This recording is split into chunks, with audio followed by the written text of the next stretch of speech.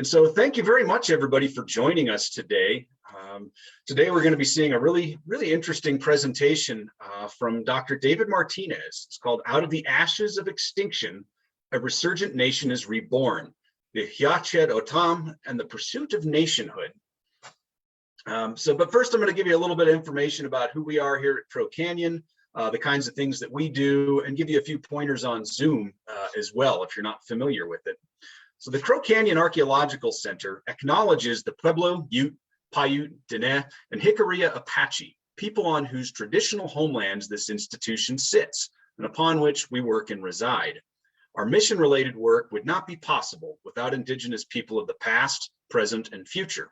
We respectfully recognize and honor ancestral and descendant Indigenous communities for their contributions to all humankind.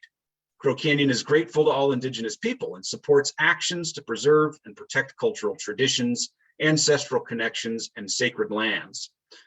In addition, we're committed to educating the public about accurate representations of Indigenous history and culture, and the history of Indigenous land dispossession and trauma, the ongoing impact of this trauma on the lives of American Indians and Alaskan Natives today. And I always like to make the point that part of doing a land acknowledgement is to also spark some thoughts in your own mind about what your place in the world is, where you might be, how you fit into the whole picture of settlers, of colonists, of Indigenous peoples. It's meant to be thought-provoking.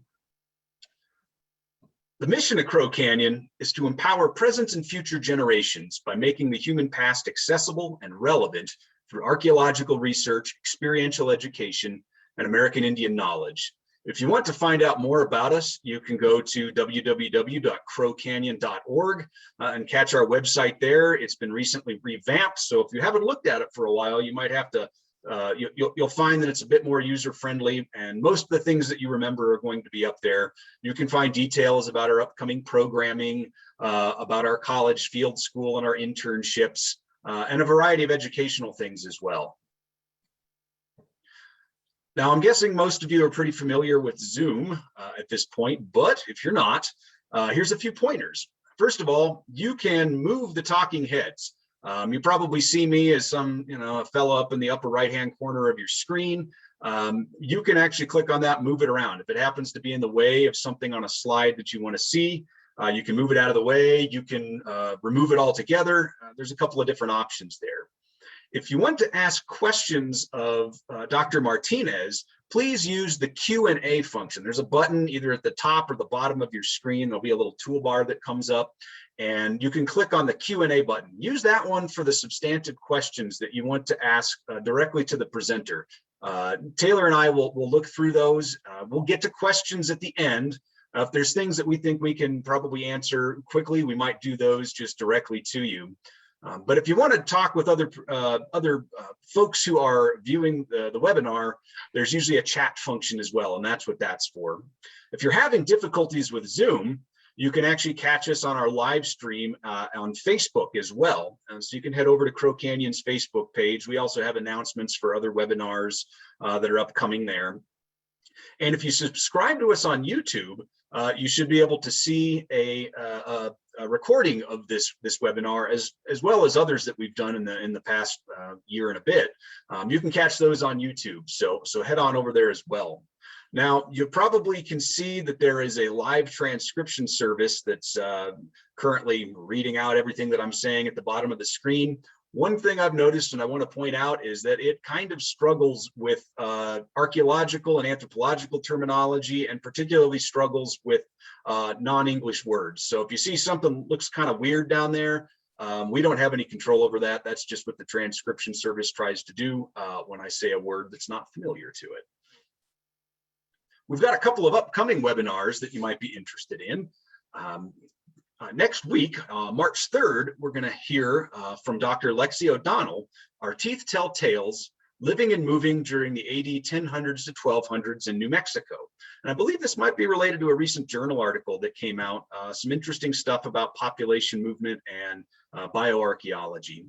And then on Thursday, March 10th, and again on Thursday, March 17th, we're going to have a special two-part mini-series with Craig Childs and Lyle Belenqua. It's going to be called The Memory of Water Elements and Ancestry in Bears Ears. And it's a little bit more of a multimedia presentation. Parts of this have been pre-recorded.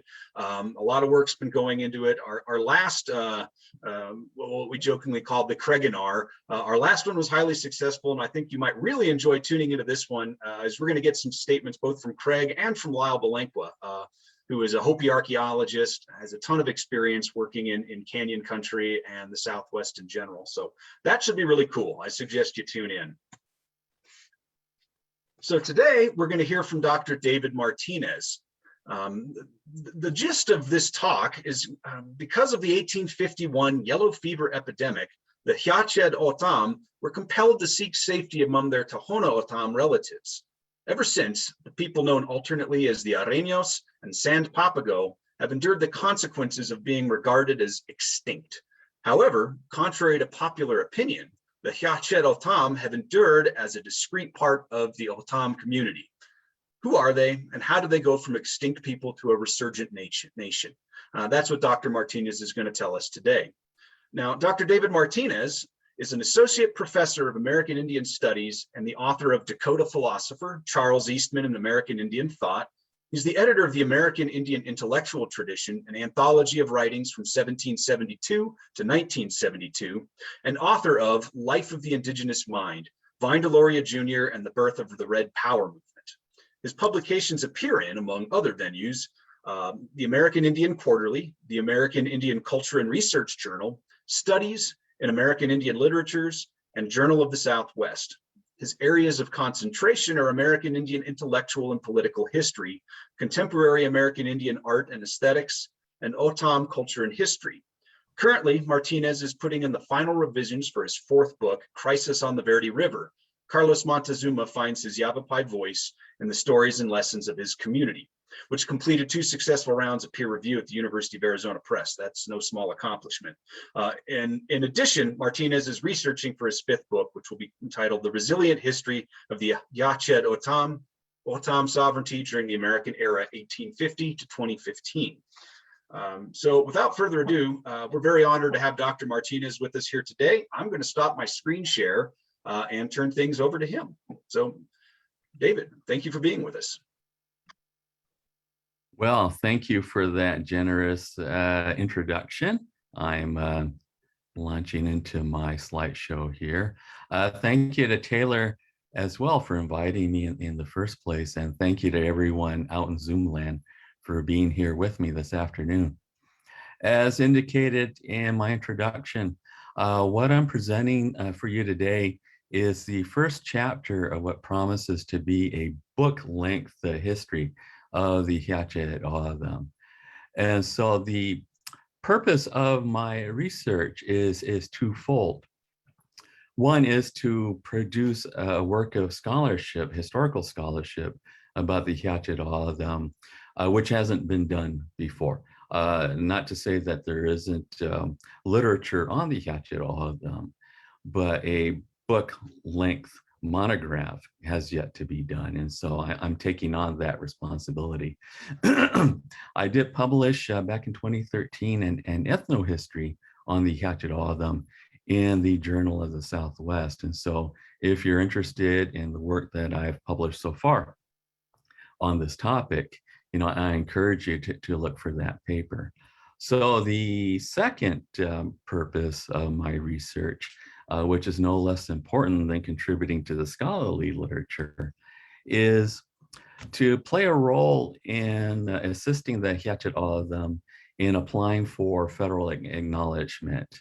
And I should point out that there's a group called the Hia Ced Hamachkam, which organized, it's all Hia Ced O'odham people in this organization, which organized for the purpose of pursuing federal acknowledgement.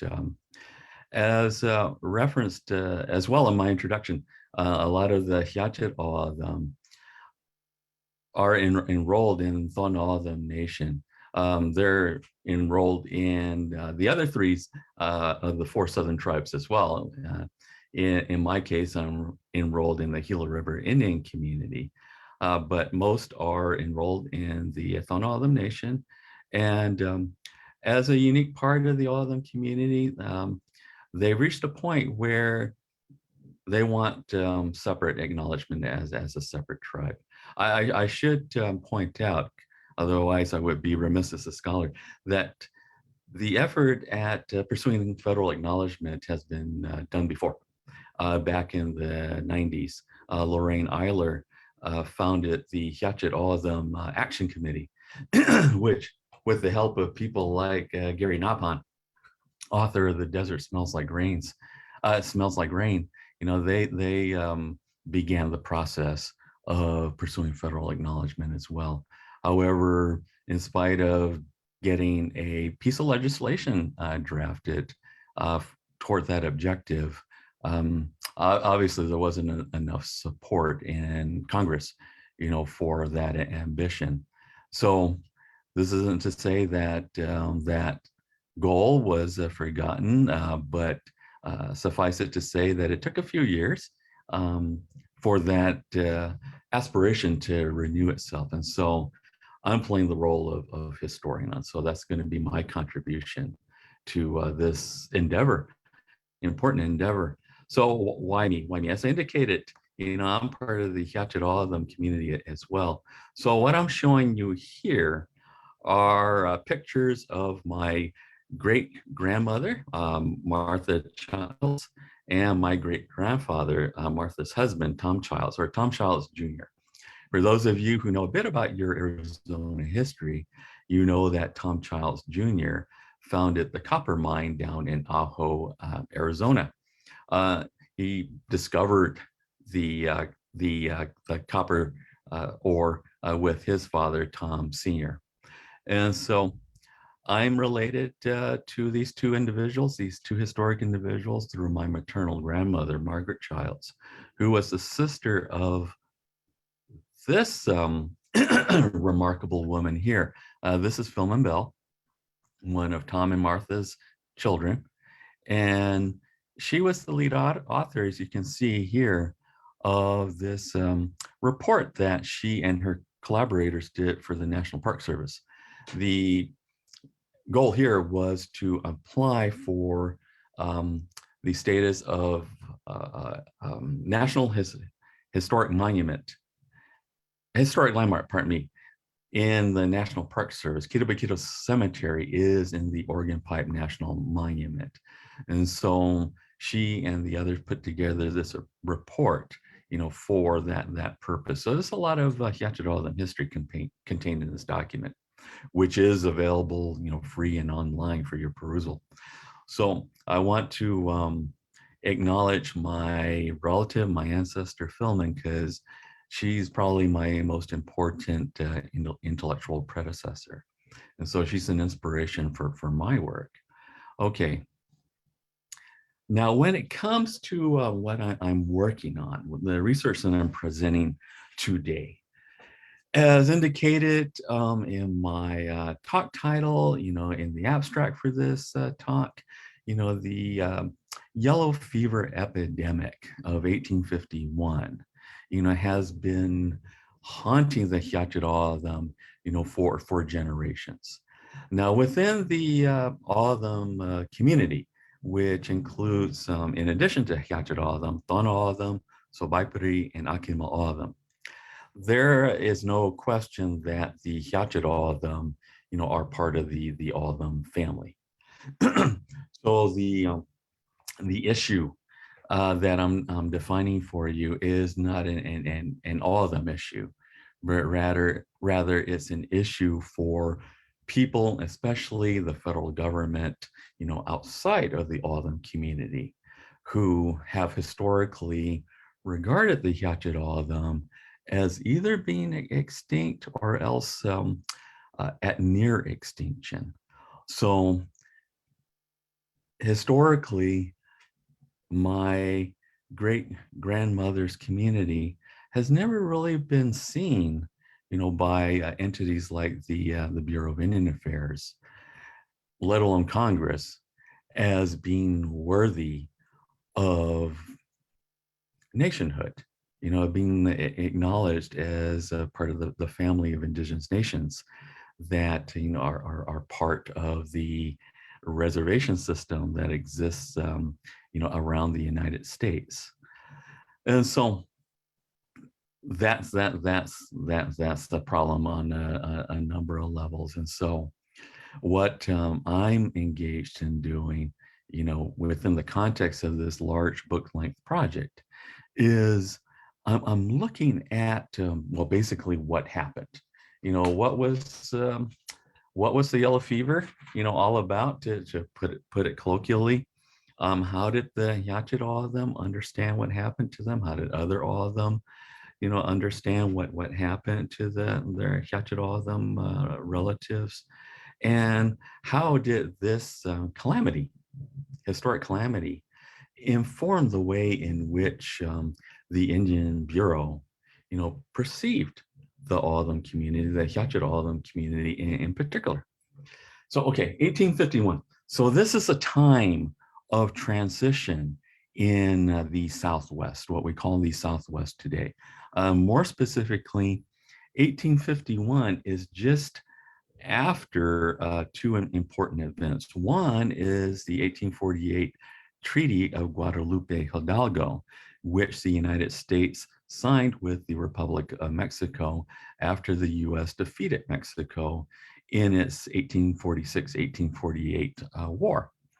And so that treaty enabled the United States to appropriate through treaty, what is today the Four Corners area in California.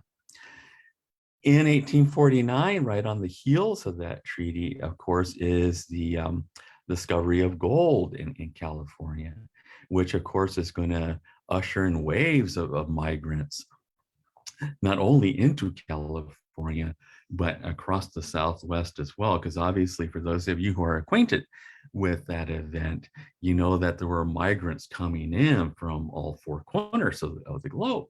And so that is happening just prior to the 1853-1854 Gadsden Purchase, which is going to put the last huge strip of land below the Gila River, north of what is today the US-Mexico border, into the political control of the United States. And so, as you can see here in my diagram, we have the Hia Ced O'odham to the west in the lime green, Tohono O'odham Nation in the middle in the purple, Sobaipures to the east, and Alkimel O'odham to the north.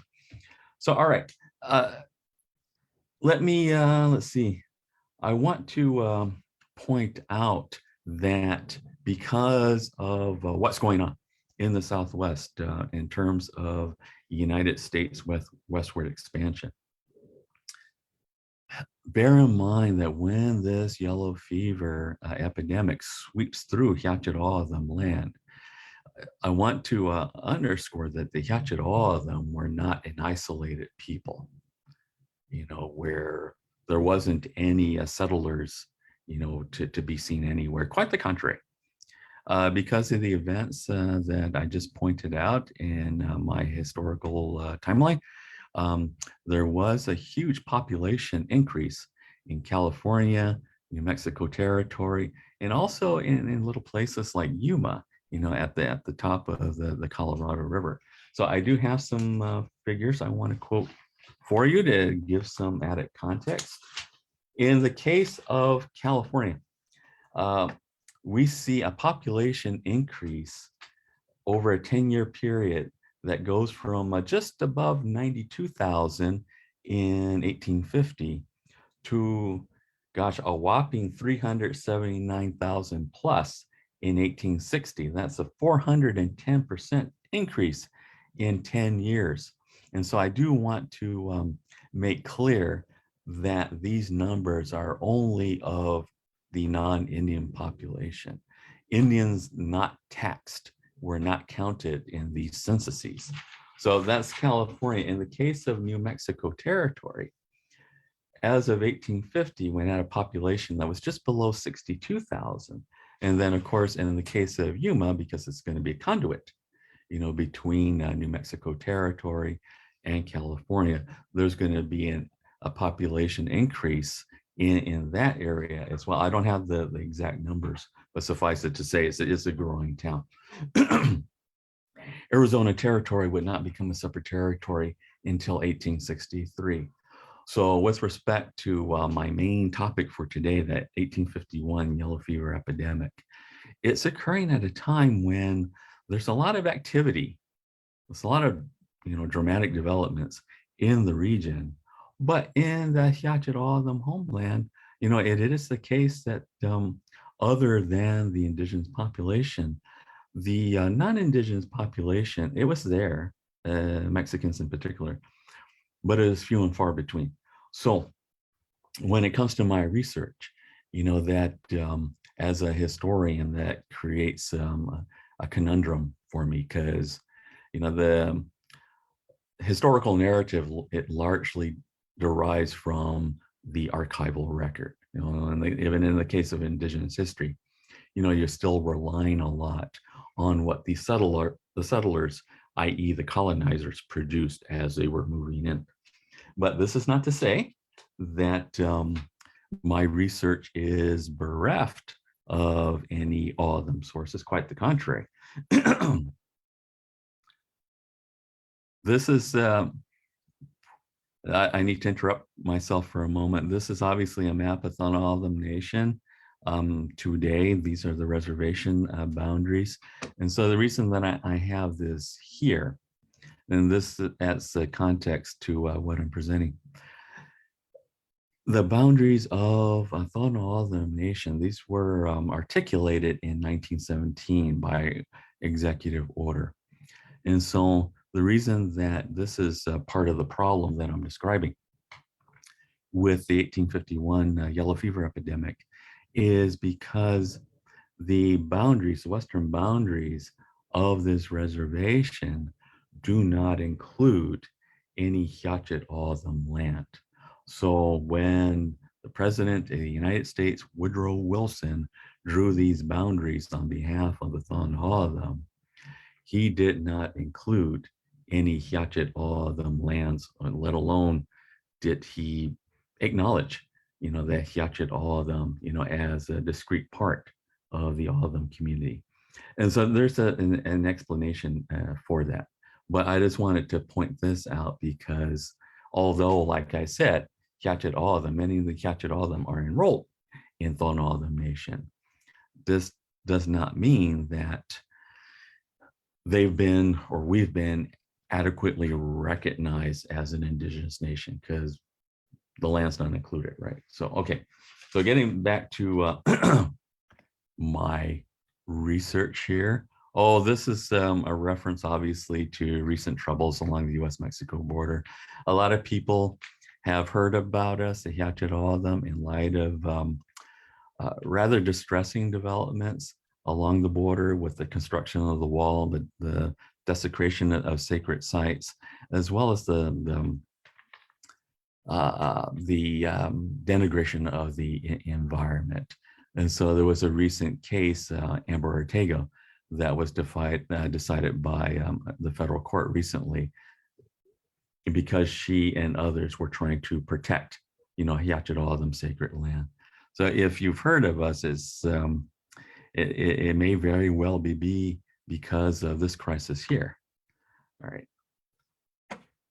So this image here is my way of illustrating the 1851 yellow fever epidemic. We have a historic photo, or drawing, pardon me, of all the women to the left, and then to the right, what the little bit hidden, but what that is illustrating is the distribution of the mosquito that is responsible for the spread of yellow fever.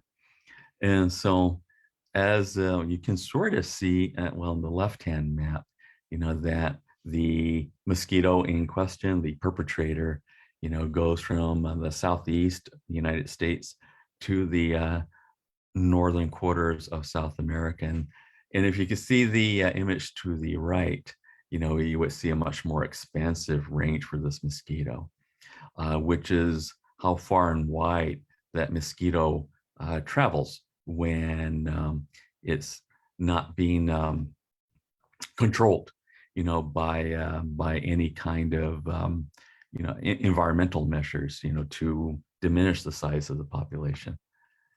All right. Now, finally getting to what I was referring to when I said that I do have all of them resources for my research. What I'm going to talk about, this is the heart or the core of my research. I'm going to be talking about calendar sticks, which are called Higben in O'odham. And they refer to what you're seeing here in this image. Basically, that's a basically it is a saguaro cactus spine. And so that spine, does have a flat edge to it, which all of them tribal historians, will use to record the annual events of that village. So I have a picture on the right of Owl Ear. He was from Salt River. So he was one of the people who kept the history stick for his community, his village up in Salt River. So it was the case that many O'odham villages, wherever you found them, had a village historian who would keep one of these sticks. And this is a great example of local history because each calendar stick is unique because it recounts the history of that village. And that's largely the way that history is recorded in O'odham. There's comparable traditions in other tribes where the point of view of history, if you will, is completely local. It's not to say that tribal historians weren't aware of regional or national or even international events, but they were recorded on these sticks from the point of view of that historian living in that village. And as you can see in the photograph on the left, the symbols that the historian used to remember these annual events was pretty simple. These notches, there was some simple geometric designs. I'm not sure how they read these things, but in the sources that I found about these sticks, every one of the researchers was impressed by the way in which the calendar stick keeper was able to remember what each one of these notches represented.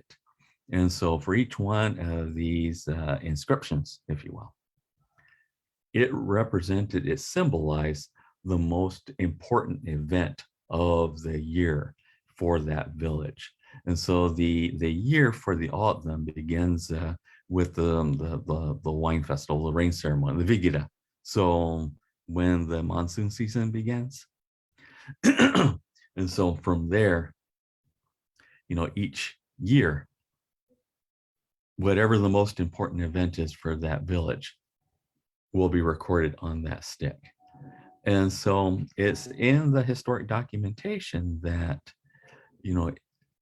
if you ask a calendar stick keeper, what a given notch represents, in spite of how they seem to all look alike, he'll be able to tell you what that notch symbolizes and the oral history behind it.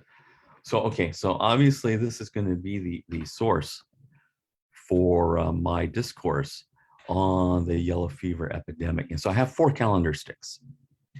And so the first and most important one, because the calendar stick in question was recorded by a Hia Ced O'odham person, was recorded by Carl Lumholtz in his 1912 book, New Trails in Mexico. This book, I should point out straight away, is probably the most important historical document about the Hia Ced O'odham, because Lumholtz, unlike any of his predecessors, non-Indian predecessors visiting this region, he actually went out into Hia Ced O'odham country, to see the land for himself, to talk to people for himself. And so he was pretty much the first white man who went out in search of these people, and what he brought back with him, what was this testimony. Yeah, it's a testimony, to of what he found, the people that he talked to, including the old man that was a calendar stick keeper. And so let's see what I got here. So see, when I get my cursor to move, the fellow in question, he's not named in the book. I should point that out. He's just identified as an old man, which may have been not because Lumholtz didn't care what his name was. I would say to the contrary, but I would say that the elder that he spoke with did not want his name, let alone his image, recorded in Lumholtz's book, which is interesting to think about, that there are people in the indigenous community, especially historic individuals, who did not want the limelight at all and did not want their name or picture in a book. So what we do know is that the calendar stick keeper, the Hia Ced O'odham tribal historian, he was one of the survivors of this yellow fever epidemic. So that's why the village that he was living in, let me get this straight, little notes here. According to Lumholtz, the calendar stick keeper, he lived near Babakivri Mountains, 6 miles north of San Pedro village in the Roscugue range. I think I'm pronouncing that correctly. And so this is what I'm trying to say here, Roscugue Mountains. So somewhere in this vicinity, Lumholtz found his calendar stick keeper. And so what I want to tell you about this elder is that he said that he was 15 years old when he decided, he's pretty young, when he decided to create, his annual record, his calendar stick. And so Lumholtz said that there were 67 notches on this stick. So that means that this fellow was roughly 82 years old when Lumholtz met him, which means, if I did my math correctly, that when the yellow fever epidemic struck, our calendar stick keeper was in his mid-30s, and so very much an adult and very much aware of what was going on, when this happened.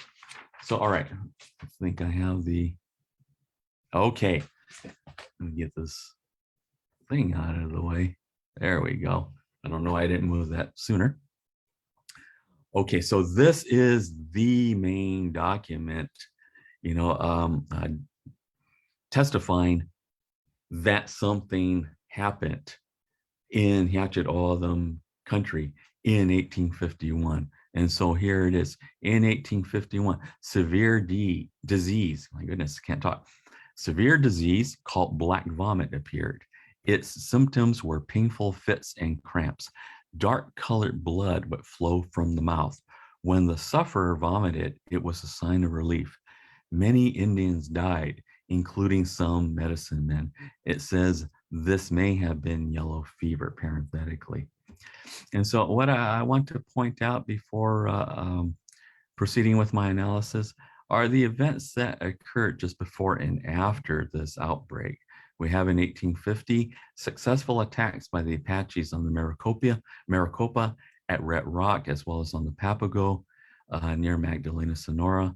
And then just afterwards, Papago's repelled attacks by the Apaches in Arizona. So this is a time of great upheaval, right? This is a time of great upheaval. And so in addition to that, this internecine conflict with the Apaches, we have this epidemic, this black vomit that breaks out. I do want to mention in passing that I share these symptoms with my personal physician. I see a doctor regularly. And granted, I couldn't talk to him at length about my research, but when I shared these symptoms with him, he said it does sound like yellow fever. So I do have some medical expertise confirming that what this calendar stick recorded is in fact yellow fever. So now let's see what else we got here. Oops, why is it? Ah, there we go. Okay, so that's the main item. In addition to that calendar stick, I have one that was recorded by C.H. Southware. He was actually, he's not an anthropologist, but he was working on the San Carlos irrigation project. Southware, he's this fellow here in the shade, in the dark shades, the sunglasses, pardon me. And so this is obviously the first page of the report that he published. And this is obviously an image of the irrigation project itself. So while he was out in the field, he took the opportunity to record the calendar stick that was kept by Juan Thomas. Juan Thomas lived in Blackwater Village. Blackwater Village is in the Gila River Reservation in District 1. So it's in the southeastern part of the reservation. So this is a Mr. Thomas right here. This is not his Olaski, but it is a historically contemporary photo. So this was typical of the way my ancestors, my Tohono O'odham ancestors lived, during the early 20th century. And so in the case of Juan Thomas's calendar stick, he actually begins with the epidemic. We have black vomiting, a certain sickness which prevailed through all the settlements, killing the Indians by hundreds. So it was a devastating epidemic. And then subsequently, 1851, 1852, we have Mesquite Root, which is a village, an Indian name for a Papago village near Quijotoa, which Apaches attacked, killing all the men, elderly women, and taking captive all the young. Near Grayback Mountain, Apaches ambushed Pimas and Maricopas, killing 6 warriors. So similar to the other stick, we have an epidemic that's happening, but we also have a lot of chaos because as a consequence of the settler population, that's invading, the Southwest, including California, it is causing a lot of stress, among the tribal nations, including the relationship between nations. Pimas and Apaches, all of them, and India, I should say, have long been historic rivals. So as a result of colonization, that rivalry is intensified. You're going to see a lot of fighting that's recorded in these calendar sticks during these years, the 1850s, 1860s, and into 1870s. It's going to come up recurrently. All right, see what else I have here. So my third calendar stick, trying to keep an eye on the time, pardon me. Okay, my third calendar stick, I'm racing right along, was recorded by Ruth Underhill, and her calendar was recorded at San Javier del Bac. So this is actually in Sobaipuri, O'odham land. So in the far eastern edge of the O'odham Jevet. And so what she has here, I got some notes I need to read. When it comes to what was going on, I want to point out first that in 1851, 1852, you'll see that there's actually no record of disease here. Where the disease is recorded is up here in 1848, 49. So we have a disease killed many of the children. The people from burnt seats and saddle hanging had gone to Sonora to harvest beans for the Mexicans. There they fought with the enemy, and some people and some enemies were killed. Let's see what else. And then we have reference to skipping dance, more fighting with the enemies, purification ceremony. And so let me, there's something else that I want to point out here. But then over here, going back to 1851, 1852, we do have reference for disease. Let me read this here. In Sonora, there was a disease which gave people cramps all over the body so that they died in 24 hours. Two evil medicine men, this is really interesting to me, went to Sonora and brought back that disease to the hollow place. When the people heard of it, they all scattered to the hills. There were two good medicine men at the hollow place, and they camped under some trees, which are standing there yet, and built a wall between them and Sonora to keep out that disease. But the Indians out in the desert already had the disease, and these two good men, as they worked, found it was being spread by those evil men who had been to Sonora. They saw that their wall could not help them, and they cried. They told the people, and the people chased those evil medicine men out into the desert and killed them with arrows. Then the sickness stopped. So that's a major development in our narrative here, where nefarious medicine men are blamed for bringing the disease into the community. So they're misusing their medicine powers, right? And so if you understand or if you know about the O'odham theory of sickness, you know, that reference will have some meaning for you. As noted earlier, you know, it's mosquitoes that spread the disease, right? So I guess kind of like malaria. But in the case of these medicine men, you know, it's probably still those mosquitoes spreading the disease, but they're using their medicine power to bring those mosquitoes up into the land. For what reason? Who knows? But they did this. And because they hurt a lot of people, you know, they wound up incurring the wrath of their relatives, the other Tohono O'odham, and they were killed from their transgressions against the people. So let's see. And I want to mention the fourth calendar stick that I found, which was recorded by Frank Russell. He did the BAE report on the Pima Indians. He did his field research in Sacaton in the very, very early years of the 20th century. And so here's a picture of some Pima scouts. We are well known for the work that we did with the U.S. Army at protecting and assisting migrants across the O'odham homeland who were on their way to the gold fields, and specifically protecting them from our historic rivals in the Apache Nation. And the bottom black and white photo is of the Cook School in Sacaton. So I just put that there to illustrate the generation of people, you know, that were around when these calendar sticks were recorded. So let me take a quick look at my notes here. Let's see.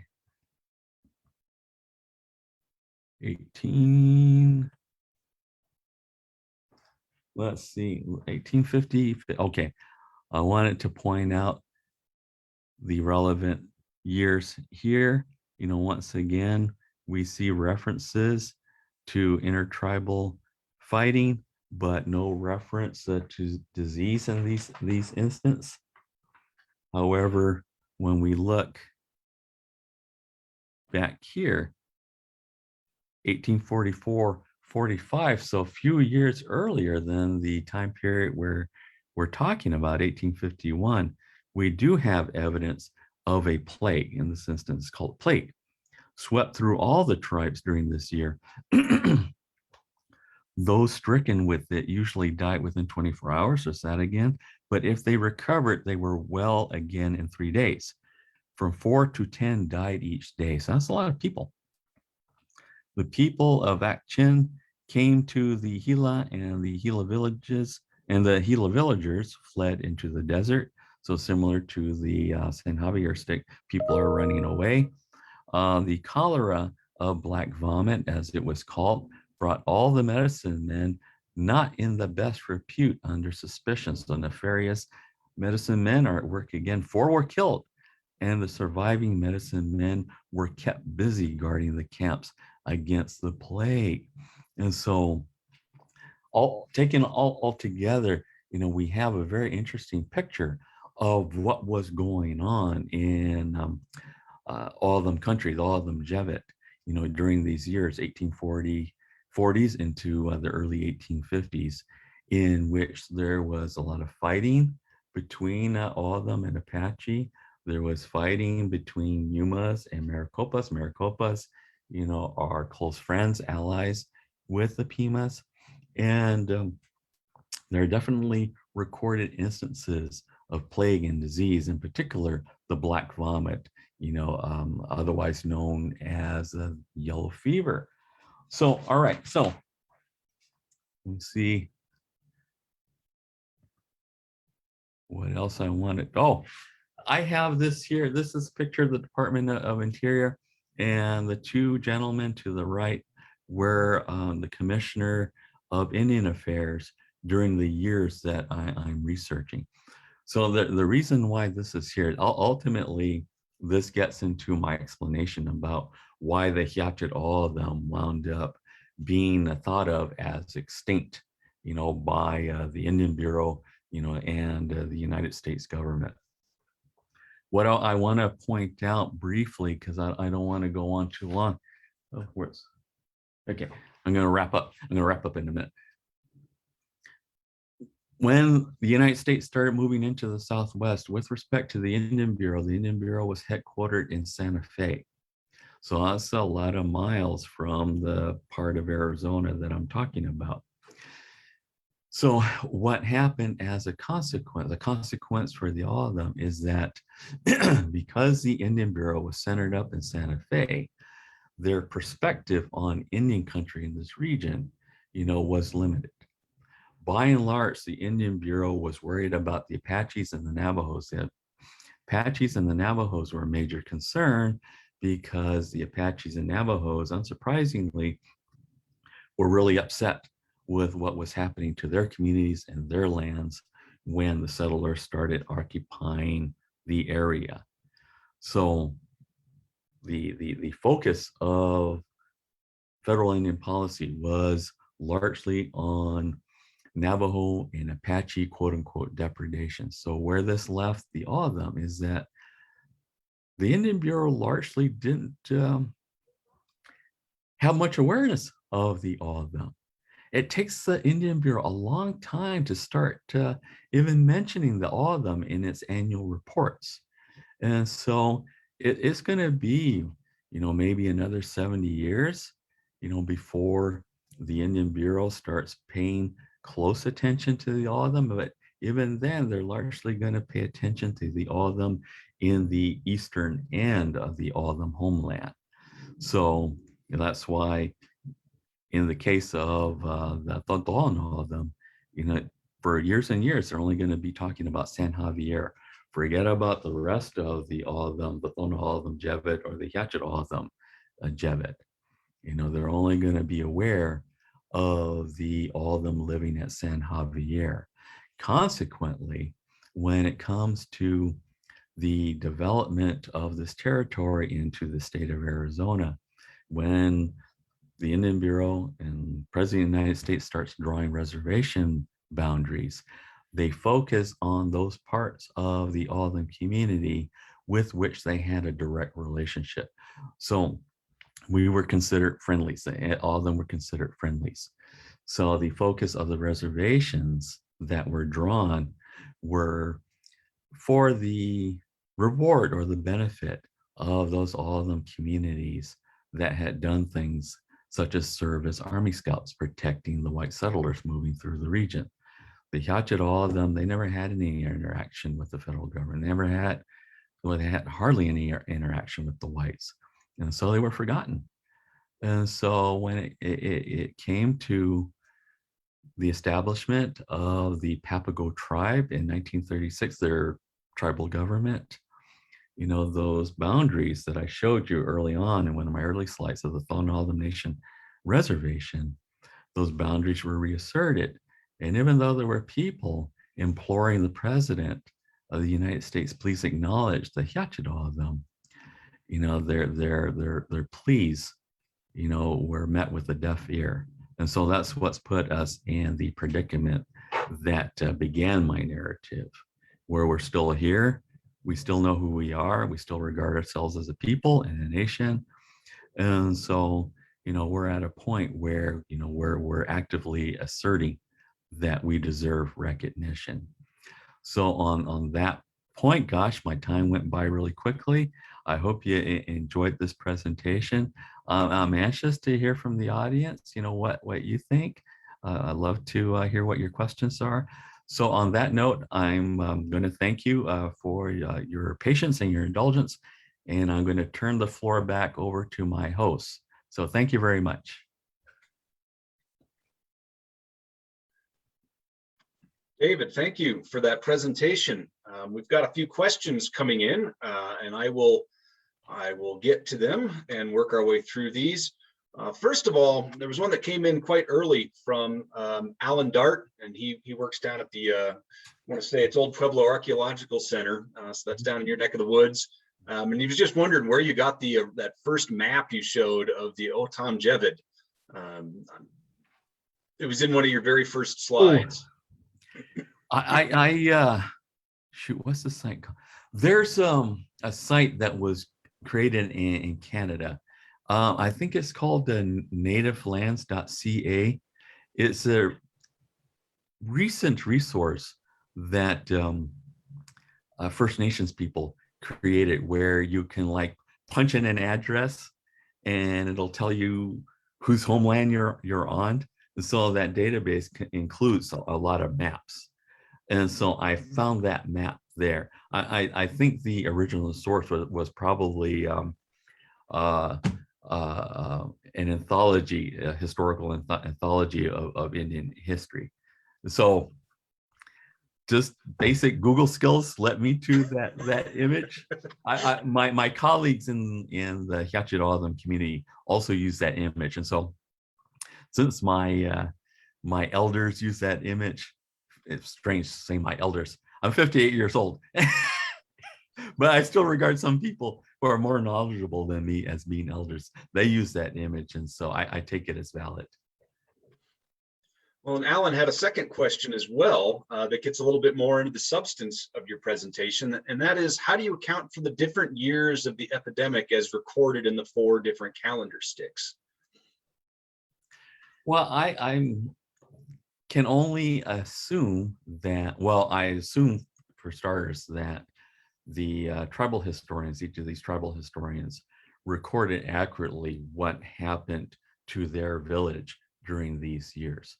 So on that basis, what it suggests to me is that the epidemic, was spreading in different places, in different rates at different times. So when you look back at that map that was referred to earlier, you'll see that, the different parts of the O'odham community, are really far apart. They're really far apart.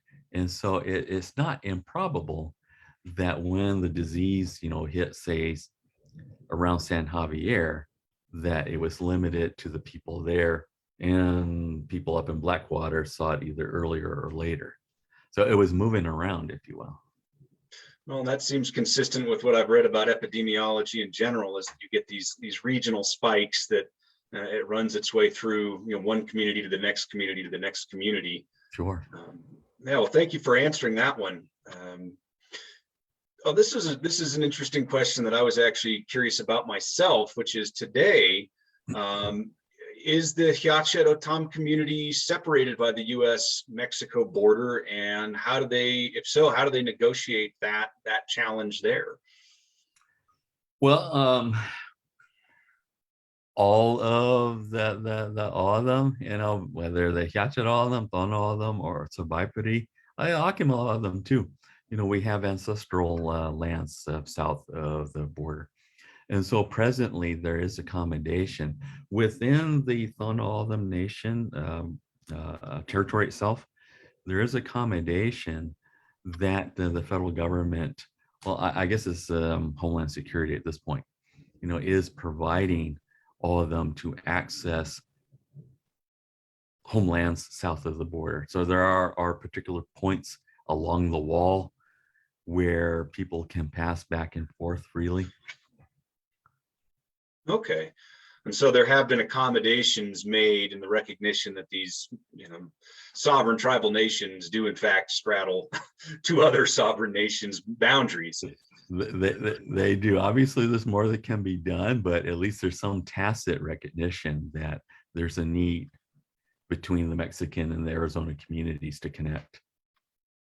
Something I was curious about, if you can comment on, is I know that in the 1940s, 1950s, the 60s, the Indian Claims Commission was looking into, well, I think in many cases it was tribes that had gone through termination where they're Sure. downgraded from a sovereign nation or a recognized tribe to not. And a lot of anthropologists were looking into, what can we find? What kind of evidence can we find? Was there any work with O'odham communities during that period? Yeah, both Gila River and Tohono O'odham Nation, which was called Papago tribe back in the 60s and 70s, they did put in agreements with the Indian Claims Commission. And so, as I recall, the O'odham communities, did win their case. However, the thing about the Indian Claims Commission is that they never give any land back. They offer a financial compensation instead. Which in the case of the Hia Ced O'odham, it's the land, it's the status of, recognizing that's one of the key issues. Right. Okay. Exactly. Well, along those lines, the folks at Archaeology Southwest had a question, and I'm not quite sure I know the details of it, but I'm hoping that you do. And that's just, can you speak to the short history and status of the Hia Ced O'odham district, established in 2012 and dissolved in 2015? Well, there was, as I recall, there was a dispute over the residents or the people who could live in the district. I think that once the Hia Ced O'odham got that district, there was hopes that it would be exclusively for Hia Ced O'odham. So there was some issues that non-Hia Ced O'odham had with that objective. Technically, any district in the reservation, should be open to settlement or living by any member of the Tohono O'odham Nation. So what that means is that when District 12 existed, it should have been open to non-Hia Ced O'odham people as well, not just Hia Ced O'odham. Plus, I think there was a dispute over whether or not Mexican Hia Ced O'odham could be included in that district. And so obviously for those who wanted to include our Mexican relatives, there was obvious reasons for wanting to do that. But I think that there was concern, I think valid concern, what the implications would be should the 12th district include people who are non-US citizens. Okay, well, because there's a lot of federal support for reservations, so that became that kind of political issue. Okay, so it expanded into that. Well, Alan Dart has a follow-up question from one that I'd asked previously, and he was just wondering if it's possible that the symbols on calendar sticks sometimes record more than one major event per year, and could that lead to discrepancies in year counting as well, in regards to what years did these kinds of illnesses and sicknesses sweep through communities? Sure. Well, all I can say is the people such as Ruth Underhill or Frank Russell, who recorded these sticks, they did not document any issues or concerns or discrepancies in their research. And so having said that, I think they're fairly accurate. Having said that, when you actually look at the literature that I cite in my presentation, it is the case that what is recorded in these books and journal articles are outlines. They're outlines, because I would assume that in the case of the first calendar stick that I referenced, the main one from the Hia Ced O'odham, that tribal historian probably had a lot more to say about what happened than the short paragraph, that I showed you. And so in many So ways, the calendar sticks are almost like a mnemonic device, and it's the knowledge, having the knowledge of how to read those and jog your memory is actually really important to the right. continuation of that tradition of timekeeping and such, and keeping histories. Is there anybody alive today who remembers or knows the ways to read these? Is that a tradition that's been kept alive in O'odham and Hia Ced O'odham communities?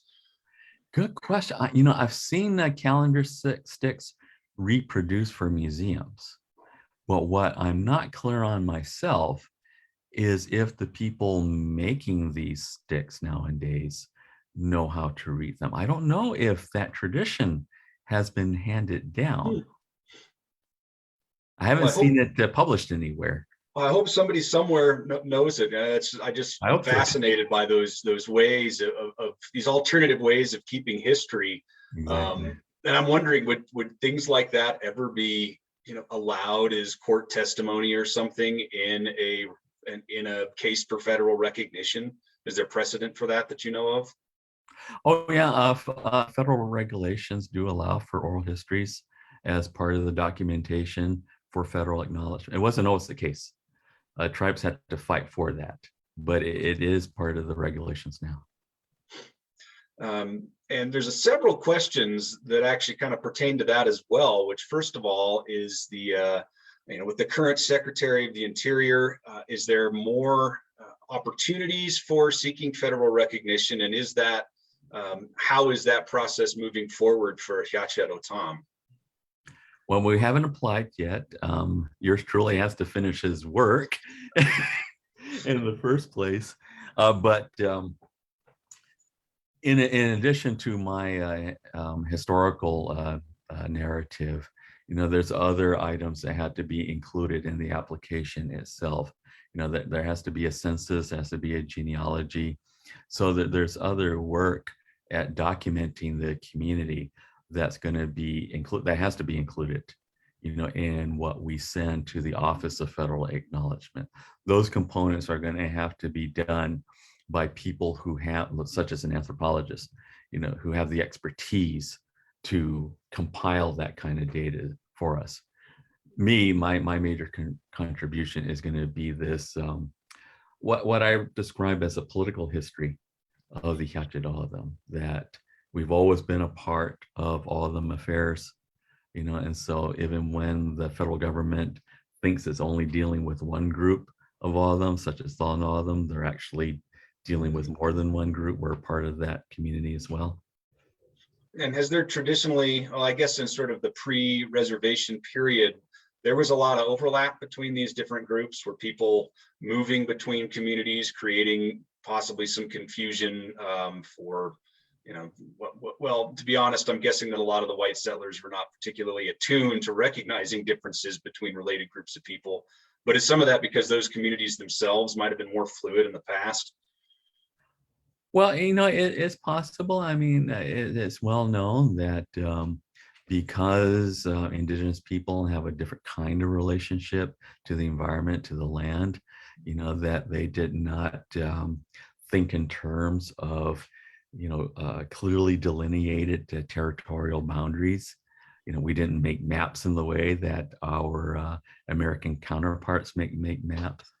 And so it was the case, that through intermarriage, through trade, through doing ceremony together, that there is going to be some overlap in our respective communities. And certainly in the aftermath of a crisis, such as an epidemic, when people had to flee the diseased area, into the neighboring O'odham communities, that in those instances, you are going to see a lot of communities overlapping. Hila Bend is an example of that.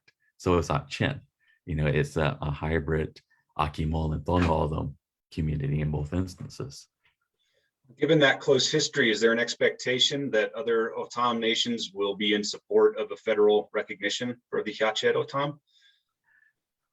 So far, the indications are positive that Hia Ced O'odham will have the support of their sister communities. It is the case that up until fairly recently, Tohono O'odham Nation had an office dedicated to the Hia Ced O'odham. And so there is formal recognition, if you want to call it that, from Tohono O'odham Nation for their Hia Ced O'odham cousins. Oh. And I think the same is true if you talk to the leaders of the 4 southern tribes, that they'll acknowledge the Hia Ced O'odham as well as a discrete part of the O'odham community. Well, I've got one of my own questions then, based on our conversation before we went live, which is, does a concept like peoplehood, which we discussed, is that of any assistance in trying to build a case for this kind of identity, and saying, even coming out of the ashes of a huge disruption like this, do we see these things continuing in a way that you can define a real group of people based on, their ceremonies, their histories, the language? Sure. Oh, absolutely. To summarize the peoplehood paradigm briefly, this is a version I learned from Bob Thomas, a little bit different from the Tom Home version that you referred to, not dramatically. My professor, Bob Thomas, a Cherokee anthropologist, said that wherever you find a group of people, calling themselves a tribe, they always have 4 things in common: homeland, language or dialect, a kinship system, and a sacred history. When you use those 4 categories, to describe the Hia Ced O'odham, you'll see that they meet all 4 of these criteria. They definitely have their own ancestral homelands. We can tell you the boundaries of our ancestral homeland.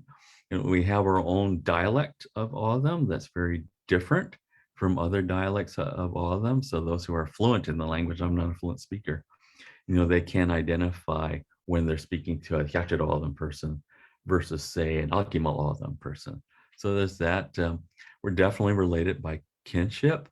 The work that my great auntie did, Phil Bell, on Quito Cemetery, actually documents our genealogy, that all the people in that cemetery were part of the families that survived that 1851 epidemic.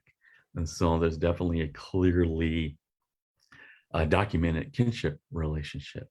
And then the Hia Ced O'odham, they have their own creation story, which is comparable to the other O'odham creation stories. However, they identify Pinacate Mountain, just below the border, as being the center of their creation. Well, thank you so much for indulging my own personal interest in trying to see how these things intersect. It's really been a pleasure having you on today. This has been a great conversation. I've had a lot of fun chatting with you, and really learned a lot from the subject matter of your presentation. The comments coming in on the chat, you probably can't see them, but people have really enjoyed this. Interesting presentation, very interesting. Thank you so much for bringing Dr. Martinez on. So the folks are really appreciative of this, and I think it's important work you're doing. So thank you for sharing that with us. Do you have anything you'd like to leave us with before we sign off here? Oh, thanks to everyone, who made this possible. I really enjoyed this experience. If you didn't get a chance to get your question answered, by all means, email me. I'll be happy to reply. Well, thank you very much, Dr. Martinez. We appreciate you joining us here, and well, I hope we get a chance to talk with you again. And have a good evening. Thank you. You too. Thanks, everyone. Take care.